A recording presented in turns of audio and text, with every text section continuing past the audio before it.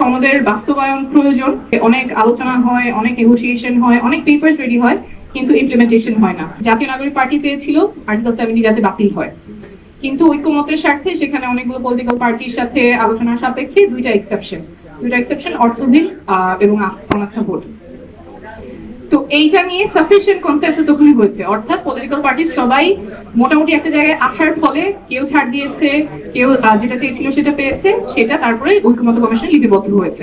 এখন প্রস্তাব হচ্ছে যেটা সবার মধ্যে ঐক্যমত হয়েছে সেটা জনগণের কাছে যাবে, গণভোটে যাবে।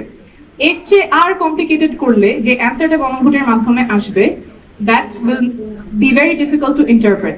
সো যেই পদ্ধতিতে একটা সাফিসিয়েন্ট কনসেনসাসের মাধ্যমে জুলাই সনদে ঐক্যমত প্রপোজালগুলি এসেছে, সেটার ব্যাপারে মানুষের রায় নেওয়া উচিত। এটাকে আরো যদি কমপ্লিকেট করা হয় যে আমার এটার পক্ষে একজন ছিল, বিপক্ষে একজন ছিল, এবং প্রপোজালটা আলটিমেটলি এটার বিপক্ষে মানুষ যখন হ্যাঁ না ভোট দিবে, সেটার উত্তরটা কি আসতেছে, মানুষ কি বলতেছে, এটা বোঝা খুবই ডিফিকাল্ট।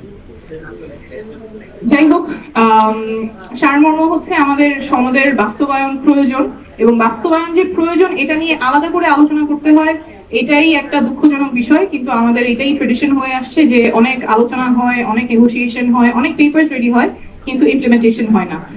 এবার এটার আমরা রিপিটেশন দেখতে চাই না।